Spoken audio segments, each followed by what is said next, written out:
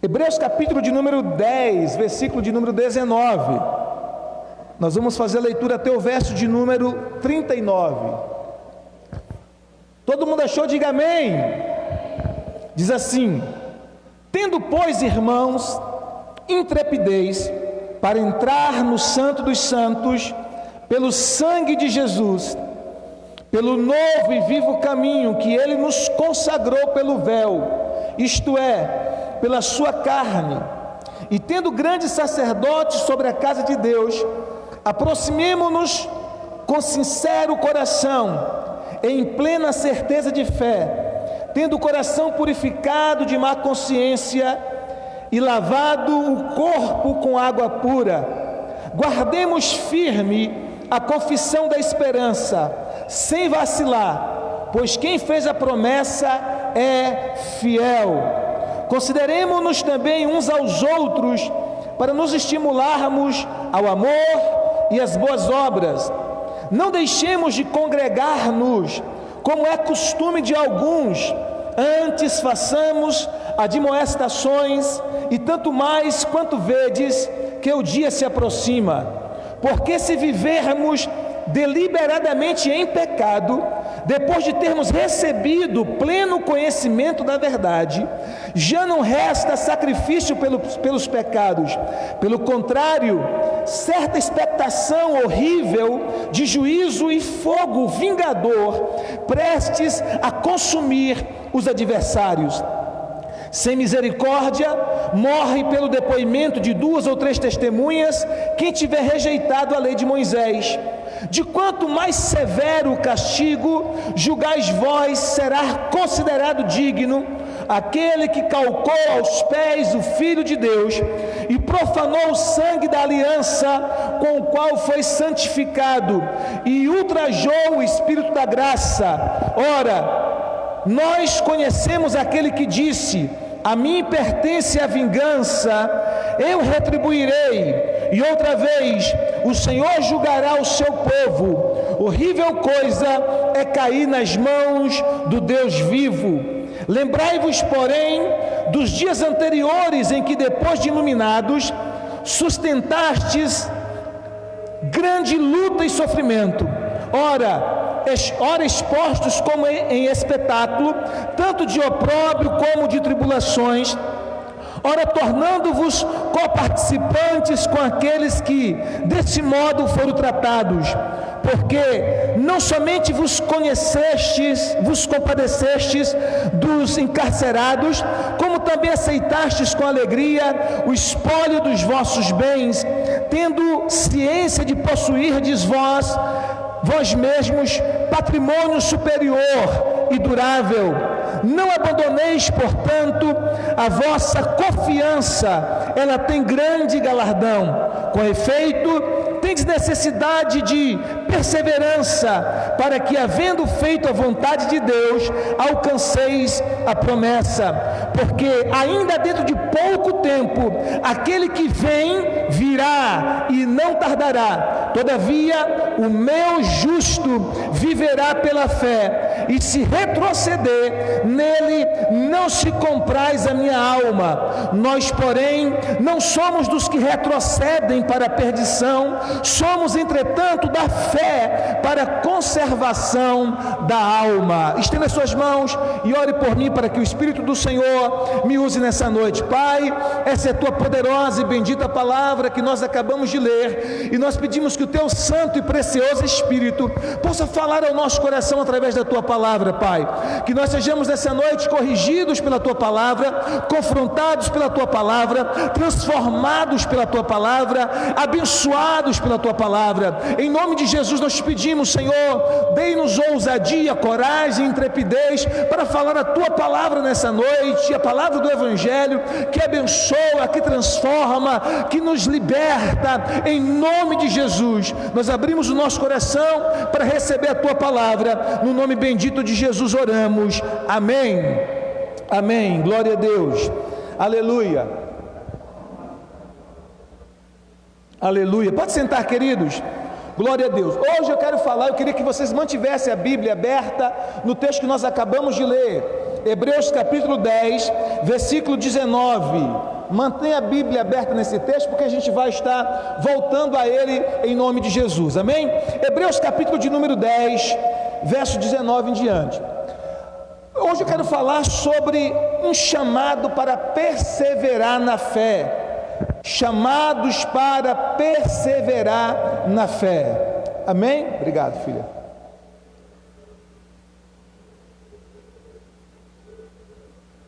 Chamados para perseverar na fé. Todo crente, cada crente em Jesus Cristo, é chamado para perseverar na sua fé em Cristo Jesus.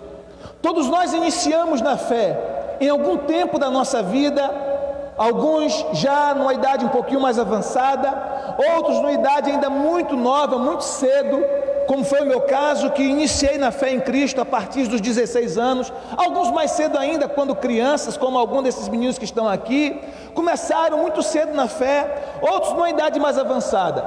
Mas além de começarmos bem, porque começar na fé é começar bem, nós precisamos terminar bem, nós precisamos concluir a carreira da fé, nós precisamos perseverar. E a Bíblia então nos mostra que nós temos a necessidade de perseverança, a necessidade de perseverar na fé. Então todo crente é chamado para perseverar na fé.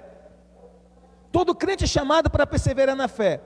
E a Bíblia nos mostra então no capítulo 11 do livro de Hebreus, que o autor desta carta, ele vai falar sobre a natureza da fé, capítulo 11, depois em casa você medita nesse texto do capítulo 11 de Hebreus, ele vai falar sobre a natureza da fé, e ele vai falar também de alguns heróis da fé do passado, homens e mulheres de Deus, que formaram a galeria da fé do passado, que é chamado dos heróis da fé. Mas nós podemos hoje, nesse tempo, nós podemos compor a galeria da fé também. Nós podemos fazer parte desses heróis da fé também. Só que o grande segredo é que nós precisamos perseverar, nós precisamos continuar. Amém? Quantos estão entendendo? E agora no capítulo 10 do livro de Hebreus, o autor dessa carta, ele fala sobre a importância de perseverarmos, ele fala sobre a importância de continuarmos firmes na fé. Jesus também nos ensinou sobre a perseverança, tanto é assim que ele nos disse, olha, nós não podemos olhar para trás. Jesus nos disse lá em Lucas, capítulo de número 9, versículo de número 62, que aquele que coloca a mão no arado e olha para trás, não é apto para o reino de Deus. Diga comigo, aquele, mais alto, aquele que põe a mão no arado e olha para trás, não é apto para o reino de Deus. Ou seja, não está pronto, não está habilitado para o reino de Deus. E Jesus está usando uma linguagem figurada, é claro, ele está usando algo do dia a dia do povo da época, né? Eles estavam acostumados a plantar e a colher, então o povo sabia muito bem o que era arado, ele sabia que quando colocava a mão no arado, para arar a terra, para trabalhar a terra, para depois semear, se eles se distraíssem, se eles colocassem a mão no arado, e ficassem olhando para trás, enquanto a mão estava no arado, para arar a terra, eles podiam até mesmo se acidentar, e dependendo da gravidade, podiam até mesmo morrer. Então uma vez que a mão deles estava no arado, eles tinham que focar, eles tinham que olhar para frente, eles tinha que prestar atenção no serviço. Jesus então pega essa figura, essa imagem, esse quadro que o povo de Israel conhecia muito bem na sua época, para falar de algo do reino. Ele diz, olha, se você está com a mão no arado, não olha para trás, porque aquele que põe a mão no arado e olha para trás, não é apto para o reino de Deus. Ou seja, se você iniciou na fé, se você começou na fé, e você fica olhando para trás, para o seu passado, sua vida sem Deus, para o seu passado sem Cristo, você não está preparado para o reino, você não é apto para o reino, você não está pronto para o reino de Deus. Então uma vez que você começou, que você deu início à sua jornada de fé, uma vez que você colocou a mão no arado, você tem que olhar para frente, como disse o apóstolo Paulo, olhando, esquecendo das coisas que para trás ficam, eu olho para aquelas que estão adiante, avançando para aquelas que estão adiante, olhando para Jesus, autor e consumador da minha fé. Então eu esqueço das coisas que estão para trás, e eu olho, eu avanço para aquelas que estão adiante. Jesus também nos disse lá em Lucas capítulo 17, verso de número 32, Lucas 17, verso 32, Jesus disse assim, lembrai-vos da mulher de Ló. E qual é o contexto que Jesus está dizendo isso? Em que contexto Jesus nos adverte para nos lembrarmos da mulher de Ló? Qual foi o contexto? Ele está falando sobre carregar a cruz. Ele está falando que aquele que não deixa tudo para segui-lo não é digno de ser seu discípulo. Aquele que não é capaz de abrir mão de todas as coisas, de qualquer coisa, por amor a Ele, não é seu discípulo, não pode ser seu discípulo. E aí ele diz assim, Lucas capítulo 17, verso 32, lembrai-vos da mulher de Ló. E por que ele disse isso? Quem se lembra da história da mulher de Ló? Quem se lembra da história da mulher de Ló? Todos nós nos lembramos, essa história é muito conhecida. Quando Deus enviou seus anjos para tirar Ló e a sua família da cidade de Sodoma e Gomorra, que seria destruída. E Deus fez com que ele saísse daquela cidade com pressa. A Bíblia nos mostra que Ló estava até meio relutante, demorando em sair, e os anjos quase que os empurraram para fora, porque o juízo não viria sobre aquela cidade, enquanto a família de Ló não tivesse saído dela. Por que isso? Porque Deus estava respondendo à intercessão de Abraão, que havia intercedido pelo seu sobrinho. Só que quando a mulher de Ló está no caminho, e o coração dela ainda apegado às coisas que ela deixou lá em Sodoma, aquele saudosismo de Sodoma, aquela saudade de Sodoma, aquela saudade das coisas que ela deixou, enquanto fogo e enxofre caía sobre aquela cidade, o juízo de Deus vinha sobre aquela cidade, a mulher apegada a tudo que ela deixou lá, a Bíblia diz que ela olha para trás. E esse olhar para trás, porque a Bíblia diz que tudo que está escrito, foi escrito para o nosso ensino. Esse olhar para trás, fala de algo que está no coração dela. O coração dela ainda estava apegado às coisas que estavam atrás. O coração dela ainda estava apegado às coisas que ela havia deixado lá no mundo.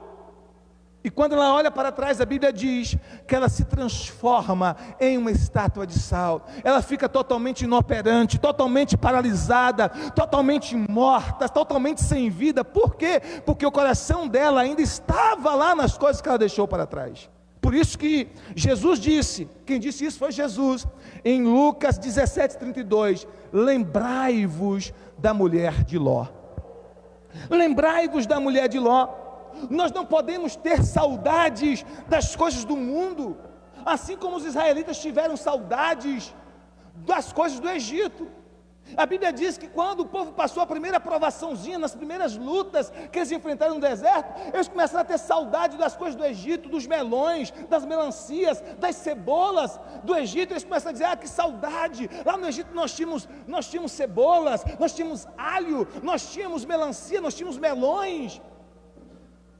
Mas eles se esqueceram que lá no Egito eles eram os escravos de Faraó, que eles eram escravos daquele sistema, que eles eram afligidos, maltratados, e que o chicote dos algozes estava sobre eles constantemente.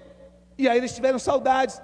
Mas nós não podemos ter saudade do mundo como os israelitas tiveram saudade do Egito. E alguns de nós ainda têm essa saudade. Alguns de nós ainda têm esse apego às coisas do mundo. Alguns de nós ainda se sentem atraídos por algumas coisas que fazem parte da nossa velha vida. Mas nós precisamos fazer como Paulo, esquecer das coisas que para trás ficam.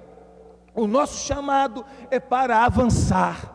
O meu chamado e o seu chamado é para avançar. Diga para o irmão que está ao seu lado, o seu chamado é para avançar. Diga, o seu chamado é para avançar. Esse é o nosso chamado. Nós fomos chamados por Deus para avançar. E o que esse texto nos ensina? A gente vai entrar nele agora. O que esse texto nos ensina sobre perseverar na fé? Como é que nós podemos e devemos perseverar? O que nos ajuda a perseverar na fé? O que nos ajuda a nos manter na fé? O que nos ajuda? Primeira coisa, queridos, lembrar que como crentes em Jesus Cristo, nós temos o privilégio do acesso à presença de Deus. Isso ajuda você a perseverar na fé. Você precisa se lembrar que como crente em Jesus, você tem acesso à presença de Deus.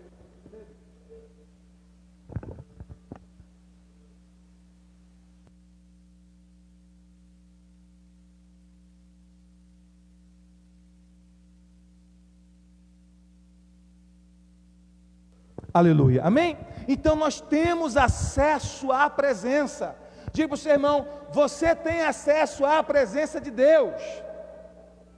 Diga aí para o seu irmão: você tem acesso à presença de Deus. Então, como crente em Jesus, como crente em Cristo, nós temos acesso, nós temos esse privilégio de acesso à presença de Deus. Nós não podemos esquecer disso, porque isso nos ajuda a perseverar na fé. Olha o que o texto diz no verso 19: tendo, pois, irmãos, intrepidez para entrar no Santo dos Santos pelo sangue de Jesus. Tendo intrepidez, tendo ousadia para entrar no Santo dos Santos. Aqui o apóstolo que escreveu esse texto, ele está usando a figura do templo do Antigo Testamento, que era dividido entre o átrio exterior, onde todos os gentios podiam estar, o lugar santo, que só algumas pessoas, os judeus, poderiam entrar, e o Santo dos Santos, que somente o sumo sacerdote podia entrar uma vez por ano, com sangue de touro, para fazer expiação pelo seu próprio pecado e pelo pecado do povo. E se o sacerdote, o sumo sacerdote, tivesse em pecado, quando entrasse no Santo dos Santos, ele caía morto. Ele caía morto. Então o Santo dos Santos representava o lugar mais sagrado do templo, representava o lugar de maior intimidade com Deus. Agora, o que o autor está dizendo? Que nós podemos ter ousadia para entrar neste lugar, que nós podemos ter confiança para entrar neste lugar, que nós podemos ter intrepidez para entrar neste lugar de intimidade, não mais de um templo físico, não, mas da vida espiritual. Quando nós entramos em Deus em oração, nós entramos nesse lugar de intimidade, nós entramos no Santo dos Santos, nós temos acesso à presença de Deus, e o texto está nos dizendo: tenha intrepidez para entrar neste lugar, tenha ousadia para entrar neste lugar, tenha coragem para entrar neste lugar, pelo sangue de Jesus, não mais pelo sangue de touros e bodes, mas pelo sangue de Cristo Jesus. Diga amém se você está entendendo. E aí ele continua: pelo novo e vivo caminho que nos foi consagrado, pelo véu, isto é, pela sua carne. O que ele está dizendo? Nós temos um novo caminho, que foi consagrado para nós, preparado para nós, pelo véu. E aí ele faz uma comparação do véu do templo, que foi rasgado. Quem se lembra que quando Jesus Cristo morreu, a Bíblia diz que o véu do santuário foi rasgado de alto a baixo.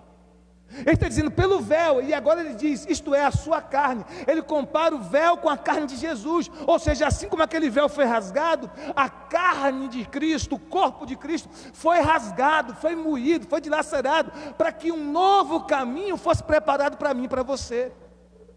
Por que eu posso perseverar na fé?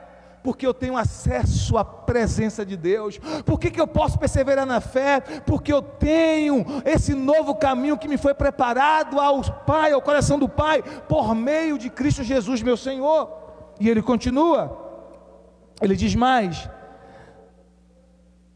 podemos nos aproximar porque nós temos um grande e sumo sacerdote, que é o Senhor Jesus. No verso 21 e 22, tendo grande sacerdote sobre a casa de Deus, aproximemo-nos com sincero coração, em plena certeza de fé, tendo o coração purificado de má consciência e lavado o corpo com água pura. Então você tem esse grande sumo sacerdote. E o texto diz que esse sumo sacerdote, ele se compadece das nossas fraquezas, porque ele foi tentado em todas as coisas, mas não pecou. Pense aí, Jesus foi tentado com todo tipo de tentação. Qual foi a maior tentação que você já enfrentou na vida? Jesus passou por essas tentações. Jesus enfrentou as mesmas tentações que você enfrenta, só que ele não cedeu a elas. Ele não caiu nessas tentações, amém? Mas ele passou por essas tentações, ele enfrentou essas tentações, e aí a Bíblia diz que ele pode se compadecer de nós, ele pode ter misericórdia de nós. Então ele é esse sumo sacerdote que se compadece de nós. Quando você tem um momento de fragilidade, Quando você tem um momento de fraqueza, quando você pensa em desistir, quando você pensa em retroceder, quando você pensa em abrir mão de tudo, quando você pensa em dar um chute no pau da barraca, você tem que se lembrar: o meu Jesus passou por isso. O meu Jesus passou por essas mesmas tentações e ele venceu, e ele é o meu sumo sacerdote. Significa dizer, o que é o sumo sacerdote, pastor? Ele é o teu representante diante de Deus. Ele está lá no céu como teu representante, intercedendo por você. Sumo sacerdote significa que ele está ali intercedendo por você, levando você diante de Deus em oração. O sumo sacerdote humano, que tinha no tempo de Israel, do Antigo Testamento, ele carregava no peito algo chamado peitoral, e naquele peitoral tinha 12 pedras preciosas, e cada uma daquelas pedras preciosas representava uma das 12 tribos de Israel. E enquanto ele entrava no Santo dos Santos, ele levava no coração, ele levava no peito, representativamente, toda a nação de Israel, porque a nação de Israel estava representada pelas 12 pedras que tinha no peitoral do sacerdote. Você vê isso claramente no livro de Êxodo, no livro de Levítico, no livro de Números, ok? No livro de Deuteronômio. Então toda vez que ele entrava no Santo dos Santos, ele estava ali como sumo sacerdote, representando toda a nação de Israel, levando todo o povo de Israel, as fraquezas, o pecado, tudo isso, intercedendo por aquele povo. Quando Jesus está então diante do Pai, Ele carrega, não fisicamente, claro, mas cada um de nós em seu coração, em intercessão, clamando por nós, intercedendo por nós. E isso, queridos, é um motivo para que nós possamos perseverar, porque Ele é o nosso sumo sacerdote. Ele sabe exatamente quando dói, Ele sabe exatamente quando as lágrimas descem nos seus olhos, Ele sabe quando você se sente tentado a pecar, Ele sabe todas essas coisas, e Ele está intercedendo por você. Então lembre-se, você tem um sumo sacerdote nos céus, um sumo sacerdote perfeito, um intercessor, que é chamado, João chama esse ministério do sumo sacerdócio de Jesus, de advogado. Ele diz assim: nós temos um advogado. É a mesma coisa, a ideia é a mesma. Esse advogado, esse sumo sacerdote, esse intercessor, que é Jesus Cristo, que enfrentou as mesmas tentações que nós enfrentamos, mas que não cedeu a nenhuma delas. Então Ele pode se compadecer de nós, porque Ele, como humano, passou pelas mesmas coisas que nós enfrentamos, as batalhas, as lutas. Quantos estão entendendo o que eu quero dizer? Então é por isso que nós podemos perseverar. O texto continua então nos dizendo, verso 22, aproximemo-nos com sincero coração, em plena certeza de fé, tendo o coração purificado da má consciência e lavado o corpo com água pura. Aproximemo-nos, essa é a palavra de Deus para nós, que nós nos aproximemos, porque nós temos um grande sumo sacerdote. Como é que nós podemos experimentar esse acesso à presença, isso que nos faz perseverar? Ele continua no verso 24 e 25, olha que coisa, irmãos. Isso aqui está dentro do contexto de perseverar na fé. O verso 24 e 25 que nós vamos ler agora, está dentro do contexto de perseverar na fé. Então vamos lá, abra sua Bíblia em Hebreus 10, 24 e 25, ou alguns já estão com a Bíblia aberta. Olha o que diz o texto: consideremo-nos também uns aos outros, para nos estimularmos ao amor e às boas obras. Então aqui no versículo 24, nesse aspecto de perseverar na fé, o apóstolo está nos dizendo: olha, nos consideremos uns aos outros, nos estimulemos uns aos outros às boas obras, à prática das boas obras. E que boas obras são essas? Aí no verso 25 ele diz assim, versículo de número 25: não deixemos de congregar-nos, como é costume de alguns, antes façamos admoestações, e tanto mais quanto vedes que o dia se aproxima. Então o que o apóstolo está nos ensinando aqui nesse texto? Que nós precisamos, queridos, estimular uns aos outros a prática das boas obras. E aí ele continua dizendo que a prática das boas obras inclui nos reunir como povo de Deus, inclui congregar, inclui buscar a Deus juntos. Mas pastor, eu não posso orar em casa sozinho? Pode e deve. Pastor, mas eu não posso ler a Bíblia em casa sozinho? Pode e deve. Mas isso não exclui a importância de congregarmos, isso não exclui a importância de nos reunirmos como igreja. Não exclui. Olha como o apóstolo nos orienta. Ele diz claramente: gente, eu não entendo por que nós temos tanta dificuldade para entender uma coisa tão simples como essa.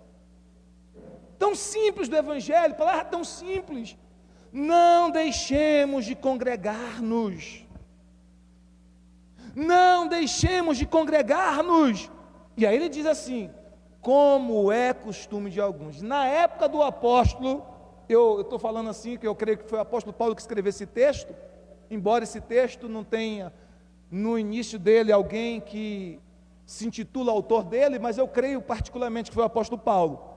Ele diz assim: olha, não deixemos de congregar como é costume de alguns. Então, na época dele, já havia irmãos, já havia cristãos que não tinham hábito de congregar, que não queriam congregar, que não queriam se reunir como igreja. E Paulo está dizendo: gente, isso é importante para vocês perseverarem na fé. Observe, porque está trazendo um contexto aqui. Qual é o contexto dessa palavra? Perseverar na fé. A gente vai falar de muitas coisas, mas uma delas é: se vocês querem perseverar na fé, congregue. Se vocês querem ser firmes na fé, se vocês querem ser fortes na fé, crie o hábito de congregar. Não deixe de se reunir como igreja, não deixe de cultuar junto com seus irmãos, não cultue a Deus somente em casa. O seu individual, escute isso, o seu momento a sós de ler a palavra, de orar, é extremamente importante. Isso gera intimidade entre você e Deus, mas na congregação existem bênçãos que só recebemos aqui, existem coisas que nós só experimentamos se nós nos reunirmos.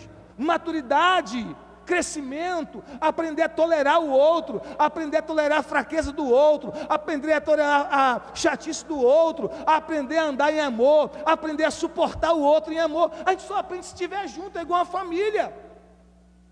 Por que tem pessoas que não querem conviver em família? Porque não querem tolerar o outro. Irmãos, não dá para a gente viver em família, uma família pequena de 5 pessoas, 4, 5 pessoas. Se você não aprender a respeitar o outro, se você não aprender a amar o outro, se você não aprender a tolerar o outro, se você não aprender a suportar as fraquezas do outro, não tem como o marido suportar a mulher assim, não tem como uma mulher suportar o marido assim, não tem como os filhos suportar os pais assim, nem os pais os filhos. Agora, se num núcleo tão pequeno como é a família, nós precisamos dessa habilidade de conviver, de relacionamento. Na igreja é muito mais. Mas se a gente não aprender a conviver, se a gente não aprender a se relacionar, a gente vai ter muita dificuldade de congregar. Por quê? Porque nós podemos muitas vezes nos ferir um ao outro. E agora deixa eu dizer uma coisa para você. A Bíblia nos fala em Eclesiastes que um ferro afia um outro ferro. Um ferro afia um outro ferro.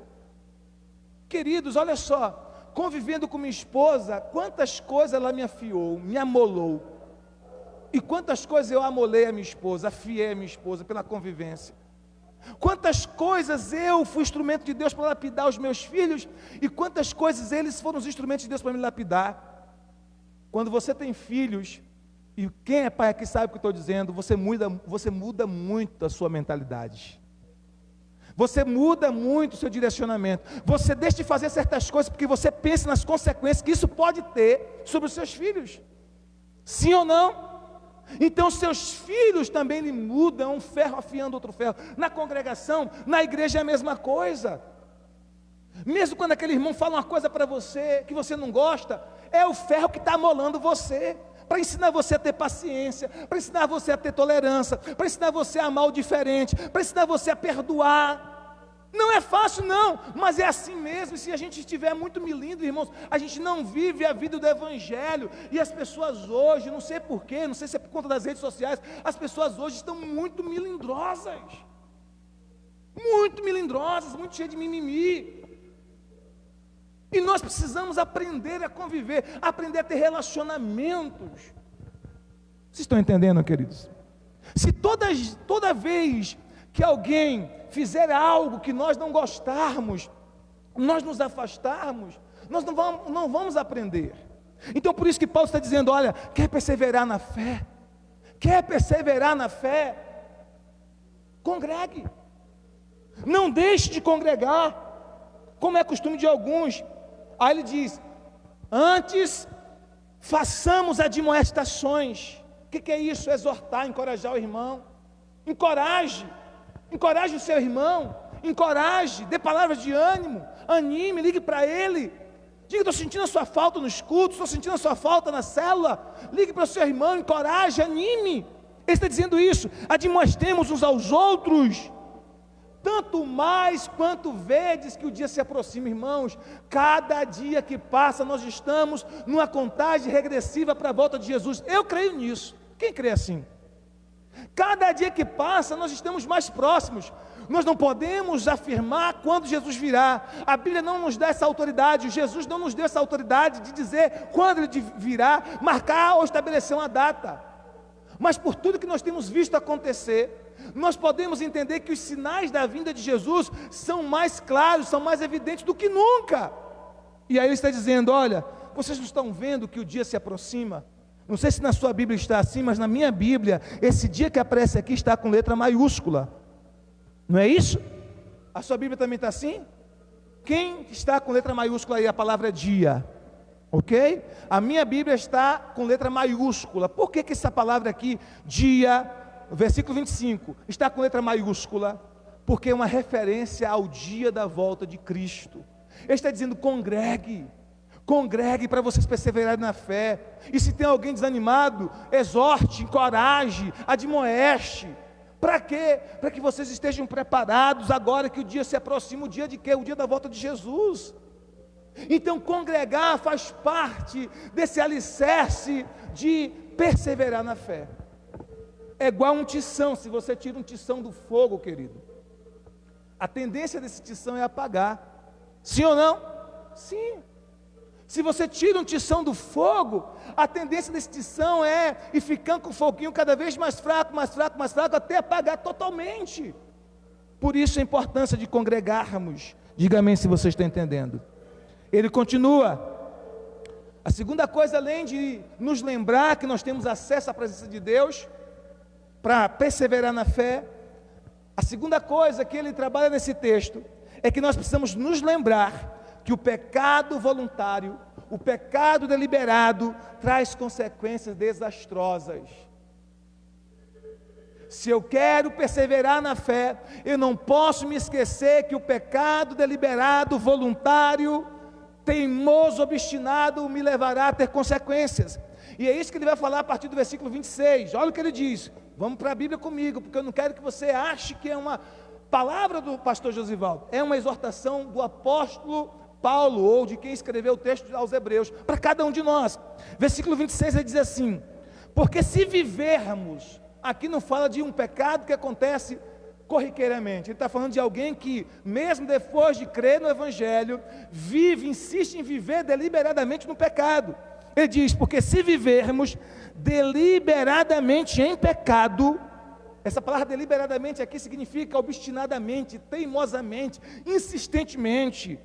Porque se vivermos deliberadamente em pecado, depois de termos recebido o pleno conhecimento da verdade, já não resta sacrifícios pelo pecado. Por quê? Porque o sacrifício foi feito, foi Jesus, na cruz, por todos nós. Mas se a gente nega o sacrifício de Cristo, vivendo uma vida de pecado, mesmo tendo consciência do Evangelho, ele está dizendo: não resta mais sacrifício pelo pecado. Pelo contrário, certa expectação horrível de juízo e fogo vingador, prestes a consumir os adversários. Olha o que ele vai dizer agora: sem misericórdia, morre pelo depoimento de 2 ou 3 testemunhas, quem tiver rejeitado a lei de Moisés. De quanto mais severo castigo julgais, vós será considerado digno aquele que calcou aos pés o Filho de Deus, e profanou o sangue da aliança, com o qual foi santificado, e ultrajou o Espírito da graça. O que ele está nos falando? Olha, no tempo de Moisés, na lei de Moisés, se tivesse 2 ou 3 testemunhas que depôs-se contra uma pessoa, dizendo: essa pessoa quebrou a lei de Moisés. Se 2 ou 3 testemunhas estabelecessem um depoimento contra alguém, aquela pessoa ia morrer sem misericórdia. Por quê? Porque ela seria apedrejada. Teve 2, 3 testemunhas dizendo: olha, ela desobedeceu a lei de Moisés, ela quebrou a lei de Moisés, ela vai morrer sem misericórdia. Agora o autor aos Hebreus está dizendo assim: de quanto mais digno de juízo será de quanto mais severo juízo, castigo, julgais, vos será considerado digno aquele que calcou os pés do Filho de Deus e profanou o sangue da aliança. Ele calcou os pés, ele pisou sobre o Filho de Deus. O que ele está dizendo? Quem vive deliberadamente em pecado, quem vive teimosamente em pecado, quem vive obstinadamente em pecado, depois de conhecer a graça de Deus, depois de conhecer o Evangelho de Cristo, está pisando o Filho de Deus. Ele continua, está profanando o sangue da aliança, o sangue de Jesus. O que é profanar? É ter como algo comum, é ter como algo sem valor. Da mesma maneira que o povo de Israel fez com o maná. A Bíblia diz que o povo de Israel teve um momento que ficou tão enjoado do maná, que a Bíblia diz que eles disseram assim, esse pão vil. Eles chamaram o maná que Deus mandava milagrosamente para eles, todos os dias, como um pão vil. Ou seja, eles tiveram o maná como algo comum, como algo que não tinha valor. E quando a gente vive em pecado deliberadamente, a gente está profanando o sangue de Jesus. Por quê? Porque a gente está dizendo assim, não tem valor o sangue de Jesus. Eu vou pecar, mas Deus me perdoa. Deus é misericordioso, pastor. Eu não estou falando de alguém que cai num pecado, não estou falando de alguém que, pode cair, qualquer ser humano, qualquer crente pode ter um momento de cair. Eu estou falando de alguém que já prepara, já planeja, ele já está obstinado a viver assim. Ele diz, não tem problema não, Deus me perdoa. Vou pecar, depois eu peço perdão a Deus. Vou pecar, depois eu peço, Senhor, me lava com o sangue de Jesus. O que ele está fazendo? Ele está profanando o sangue do Cordeiro. É claro que o sangue do Cordeiro nos purifica de todo pecado, mas o crente em Jesus não pode deliberadamente, teimosamente insistir em viver uma vida assim. E aí ele continua, por quê? Porque isso trará consequências dolorosas para aquele que vive dessa maneira. Ele continua dizendo que a pessoa que age desse jeito está ultrajando o Espírito da graça, o Espírito de Deus que traz a graça, que revela a graça. Então não é porque você vive na graça de Deus, e a graça significa favor imerecida, não é porque essa graça nos alcançou e nos alcança todos os dias, com bênçãos, mesmo se a gente merecer, que a gente vai voluntariamente, deliberadamente abusar da graça de Deus. Quase estou entendendo o que eu quero dizer. Tem muita gente que está abusando dessa graça. Então o que me ajuda a perseverar na fé? Lembrar que pecado voluntário, teimoso, obstinado, atrevido contra Deus, depois de conhecer Jesus, tem consequências mais duras do que aquele que não conhece. Você tem que entender que o pecado do crente é pior do que o pecado do ímpio, porque o ímpio não conhece e o crente conhece. Quantos estão entendendo o que eu quero dizer? Ok? Então nós precisamos vigiar, precisamos correr para o Senhor, precisamos perseverar na fé. E agora ele conclui dizendo que nós precisamos lembrar de viver pela fé como nós vivemos no princípio da nossa caminhada. Viver pela fé como no princípio, para perseverar, ou seja, é voltar ao primeiro amor. Jesus falou essa mesma coisa, dessa mesma maneira, usando outras palavras. Ele disse assim: tenho contra vocês, falando para a igreja de Éfeso, que vocês perderam o seu primeiro amor. Lembra de onde caíste e arrepende-te, volta às primeiras obras, senão eu virei e tirarei do seu lugar o castiçal de vocês, o candeeiro de vocês. Jesus falou isso usando outras palavras. Lembre do início, lembre do princípio, lembre de como você começou, com paixão pelas coisas de Deus, com fervor, com fome. Não perdi um culto, não perdi uma vigília, não perdi uma oração, não perdia nada que era para buscar a Deus. Estava ali constantemente com fome, com sede, desejando compartilhar essa fé com os outros, desejando meditar na palavra, desejando que Deus falasse ao seu coração, pensando nas coisas de Deus o tempo todo, pensando nas coisas do céu o tempo todo. Mas o tempo foi passando e nós, eu e você, muitas vezes nos esquecemos. E o tempo vai passando e vem lutas, e vem provações, e vem decepções com pessoas, e muitas vezes nós nos esquecemos de que nós precisamos perseverar como no princípio da nossa fé. Uma fé simples que nós tínhamos como crianças na fé. Fazíamos até algumas besteiras em nome da fé, mas tínhamos fé. Quanto se lembra? Quanto se lembra de algumas besteiras que você até fez na fé, na sua imaturidade cristã? Eu já fiz muitas loucuras. Não é? Por causa da fé. Eu sei hoje, na minha maturidade, eu estou crescendo ainda, mas já amadureci daquela época para cá. Eu sei hoje que muitas coisas que eu fiz em nome da minha fé era consequência da minha meninice, da minha imaturidade, mas era aquilo que estava ardendo no meu coração e eu queria fazer algo, expressando aquela fé, aquela paixão por Jesus, aquele amor por Cristo, aquela devoção pelo Senhor. Então, o apóstolo nos dizendo, olha, continue nesse primeiro amor. Se você começou nessa fé, nesse fervor, nessa paixão, nesse fogo pelas coisas de Deus, continue assim, continue nesse primeiro amor. Viva pela fé, apesar das lutas.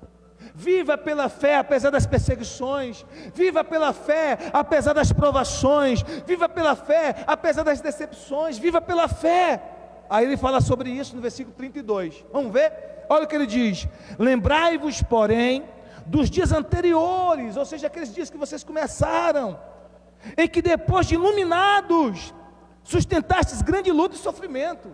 Ou seja, está dizendo, olha, vocês, depois de terem sido iluminados pelo Espírito Santo, que receberam a Cristo, vocês perseveraram, mesmo com grandes lutas, mesmo com grandes sofrimentos. Ele continua: ora, expostos como espetáculo, tanto de opróbrio como de tribulações, ora, tornando-vos participantes com aqueles que desse mundo foram tratados, porque não somente vos compadecestes dos encarcerados, como também aceitaste com alegria o espólio dos vossos bens, tendo ciência de possuirdes vós mesmos patrimônio superior e durável. O que ele está fazendo aqui? O que está acontecendo aqui? Alguns deles perderam seus bens, foram espoliados os seus bens, porque para ser cristão naquela época, eles pagavam com a vida. Para ser cristão naquela época, muitas vezes o governo da época, o Império Romano, desapropriava os cristãos dos seus bens, ou seja, tirava deles os bens que eles tinham, casa, bens, qualquer outro bem que eles tinham, tirava com um único álibi: você é cristão. E ele está dizendo, vocês perderam os seus bens e fizeram isso com alegria, sabendo, tendo ciência ou conhecimento, que vocês possuem um patrimônio superior, um patrimônio durável. Queridos, o que você faria se de uma hora para outra o governo do Brasil ficasse maluco e quisesse tomar os bens do crente só porque é crente? Você é crente? Você é cristão? Você confessa Jesus? Sim, sou. Então esse carro agora vai ser do Estado, vai ser do governo. Então essa casa agora vai ser do governo. Você não tem mais nada. Eu pergunto para vocês, quantos crentes nós teríamos na igreja? Quantos permanecem? Não estou falando nem da vida, porque muitos daqui pagaram com a própria vida, muitos eram degolados, mas eu estou falando de quantos permaneceriam firmes se o governo de uma hora para outra tirasse os seus bens, porque você agora confessa Jesus. Quantos ficariam firmes? Quantos de nós? Eu me incluo. Eu não estou aqui julgando ninguém não, estou me colocando no lugar de vocês, amém, queridos? Vocês estão entendendo? Essa palavra é tão para mim como é para vocês. Quantos de nós permaneceríamos firmes? Ele está dizendo, olha, vocês, verso 34, porque não somente vos compadeceste dos encarcerados, que eram presos por amor ao Evangelho, mas também aceitaste com alegria o espólio dos vossos bens. Está dizendo, vocês aceitaram com alegria serem despojados dos seus bens, serem espoliados dos seus bens, que os seus bens fossem arrancados de vocês, porque era isso que o império fazia. E ele diz, tendo ciência ou conhecimento de que vocês possuem bens superiores nos céus. Por que vocês suportaram isso? Porque vocês sabem que vocês têm uma pátria superior. Por que vocês suportaram perder os seus bens? Porque vocês sabem que tem uma coroa de glória esperando vocês. Porque vocês suportaram perder os seus bens, serem despojados dos seus bens, porque vocês sabem que tem uma herança muito maior para vocês preparada no céu. Essa consciência, no início, fez vocês perseverarem na fé. E ele continua, não abandoneis, portanto, a vossa confiança. Olha, mais uma palavra de exortação a perseverar. Não abandone a sua confiança. Não abandone a sua confiança. Por quê?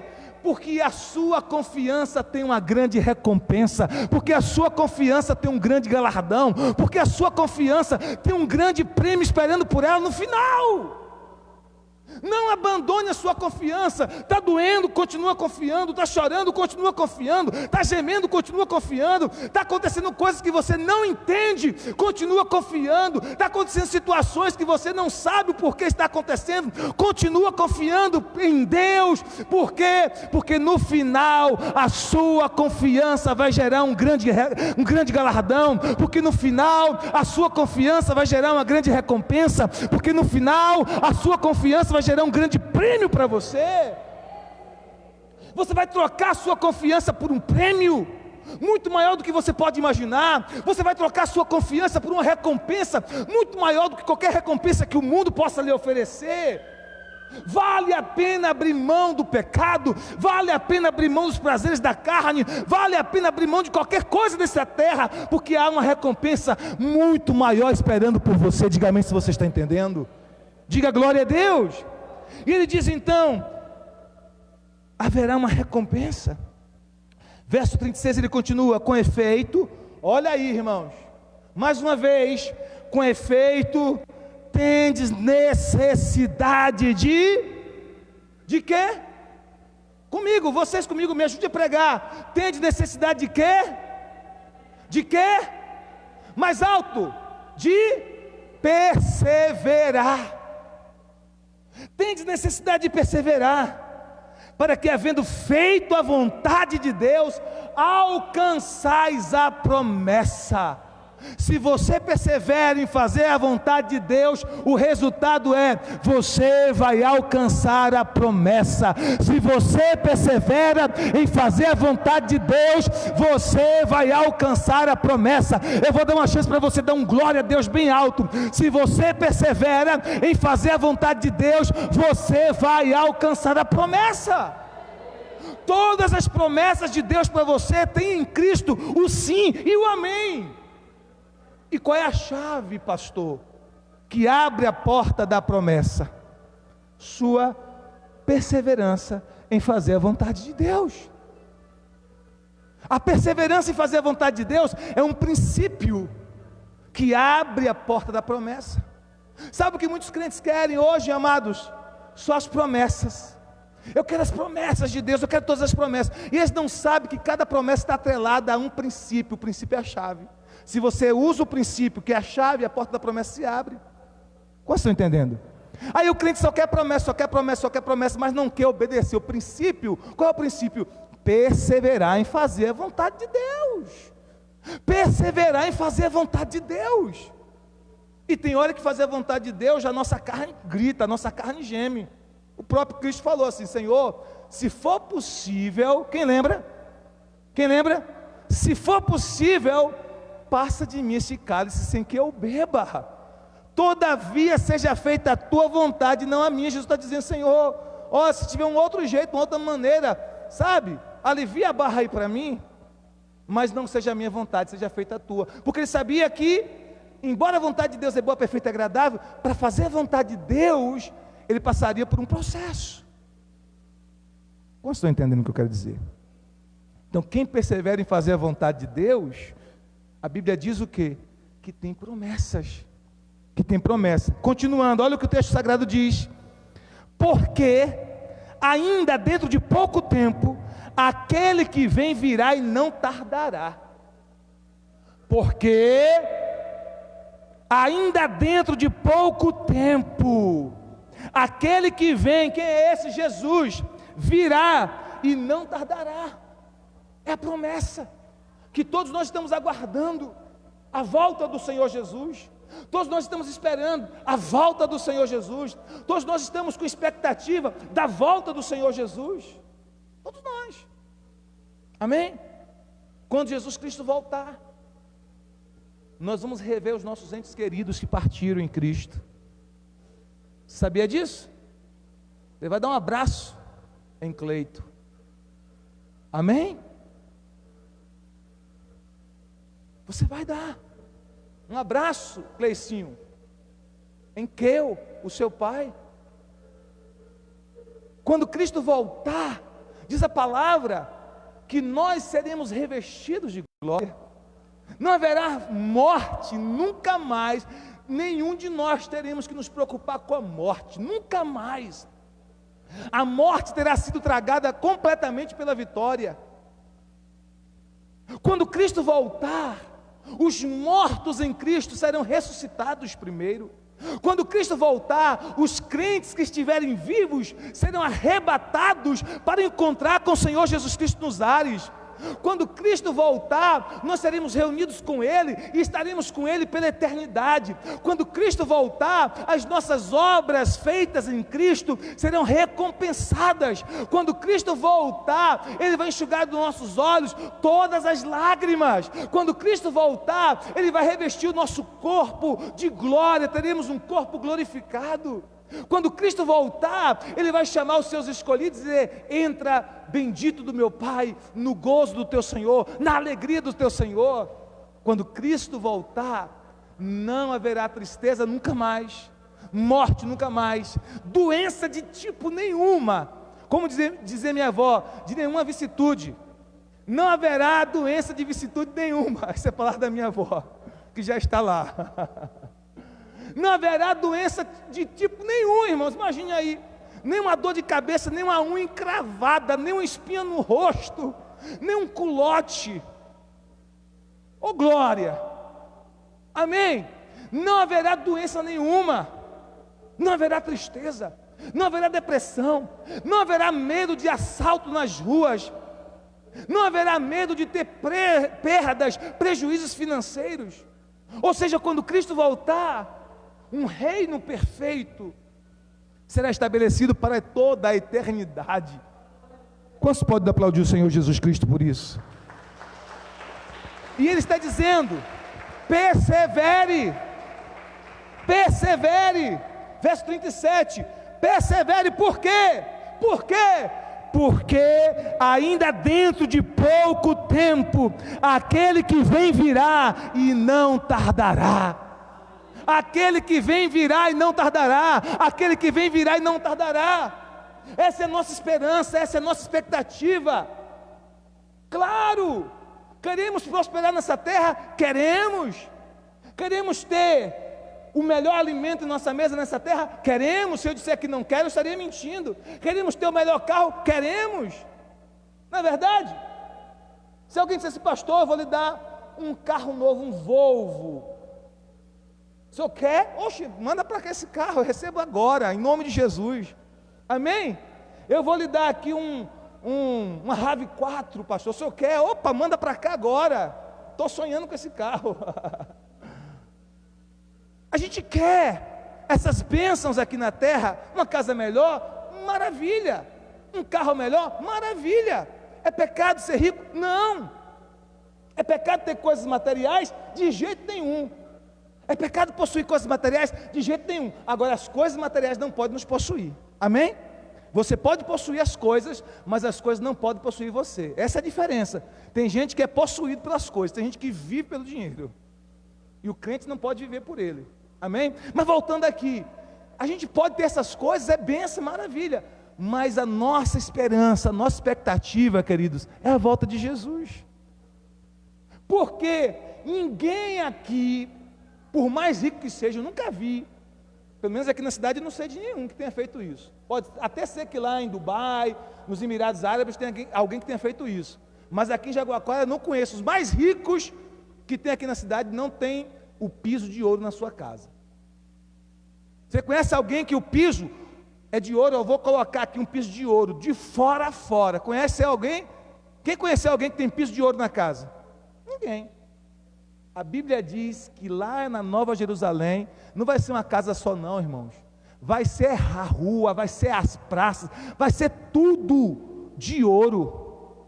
O homem briga aqui pelo ouro o tempo todo, né? Pela vil moeda. Lá no céu o ouro é o piso que você vai andar, o piso das ruas que você vai andar. Quantos estão entendendo? Diga glória a Deus. Você vai andar em ruas de ouro, é isso que a Bíblia diz. Ruas de ouro. Diga aleluia. Diga glória a Deus. Por isso ele diz: o justo viverá pela fé. A gente conclui aqui, verso 38. Todavia, o meu justo viverá pela fé. Olha que lindo isso, irmãos, olha que lindo. Eu estava meditando nesse texto hoje, na NIV, e eu achei lindo demais, quando eu percebi esse meu. Ele não disse o justo, ele disse o meu justo. Não é lindo isso? Deus não apenas chama você de justo, porque foi justificado em Jesus, mas Ele tem esse sentimento de posse com você, diz assim: o meu justo viverá pela fé. O meu justo viverá pela fé. Verso 38 ainda: e se ele recuar, e se ele retroceder, nele não tem prazer a minha alma. Por isso você não pode retroceder, irmãos. Esquece esse negócio de retroceder. Diga para o seu irmão: esquece. Diga para o seu irmão aí: esquece esse negócio de retroceder. Esquece de olhar para trás. Diga: o que ficou para trás ficou. É bola para frente, olhando para frente. Amém? É olhando para frente. Ele diz: olha, o meu justo viverá pela fé, e se ele retroceder, nele não se compraz ou não tem prazer a minha alma. E ele conclui dizendo: nós porém, bate no peito aí, bate no peito, como eu estou vendo um apóstolo batendo no peito assim, ó. Bate aí no seu peito e diga assim: nós porém, mais alto, nós porém, não somos dos que retrocedem para a destruição, para a perdição. Diga: nós somos, entretanto, da fé para a conservação da alma. Olha que lindo isso. Ele está dizendo: olha, se o justo recuar, voltar atrás, deixar de andar por fé, deixar de andar em fé, a minha alma não vai ter prazer nele. Aí o apóstolo disse: mas nós, ele bate no peito. Eu sinto ele batendo no peito, né? A Bíblia não diz isso, é que eu estou imaginando. Nós, porém, não somos daqueles que retrocedem. Você pode confessar isso. Eu não sou daqueles que retrocede.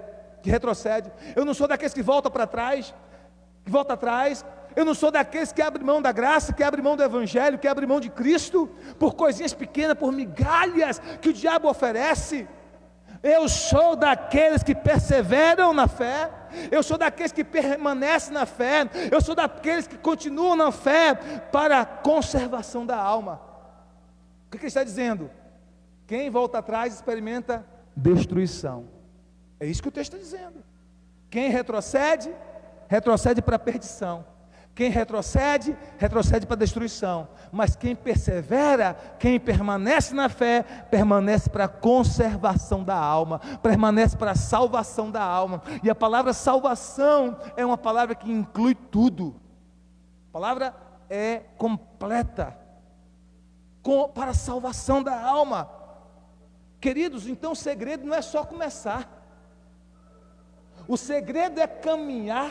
O segredo é andar e o segredo é continuar. Jesus disse assim, olha, presta atenção, meninas. Jesus disse assim: eu sou a porta dá acesso. Eu sou a porta dá acesso. Mas ele também disse o quê? Eu sou o caminho. E caminho fala de quê? De uma jornada, de uma caminhada, de trilhar. Amém? Então ele não é somente a porta para você entrar, iniciar o processo. Ele é o caminho para você continuar caminhando nele, para você continuar perseverando nele, para você continuar sustentado nele. E eu concluo com esse texto de Mateus 24:13. Olha o que Jesus nos disse em Mateus 24:13: aquele, porém, que perseverar até o fim, esse será salvo. Aquele, porém, que perseverar até o fim, esse será salvo. É para quem? É para quem perseverar, meu irmão. Infelizmente não é para todos. É para quem perseverar até o fim. Então para de ficar com saudade das coisas do mundo. Tem gente que fala nas coisas do mundo, no saudosismo, né? Ah, pastor, quando eu não era crente, eu tomava aquela cervejinha, até saboreia, começa a saborear. Fala num carinho, né? Não fala cerveja, fala cervejinha, aquele carinho, aquele gosto. Ah, pastor, eu gostava daquele cantor, fulano de tal, daquela cantora. Esquece isso, irmão. Você é do reino agora, você é de Jesus. Amém? Não é, Clecinho? Você é de Jesus, esquece esse negócio. Você agora canta louvores para Jesus. Você não canta mais música do mundo, mais músicas mundanas. Você canta louvores para Jesus. Você agora não fica bebendo essas coisas mais. Você bebe açúcar, é água. Amém? Amém? Você agora não fica acessando sites indevidos, pornográficos. Você agora acessa pregação, louvores. Você agora não fica falando mal de um e do outro, fofocando de um e de outro. Você agora tem um coração cheio de amor. Amém? Cheio de graça, cheio de perdão. Você é uma nova criatura. Uma nova criatura. Então, esquece das coisas que ficaram para trás e avança para aquelas que estão adiante de você. Fique de pé, vamos orar.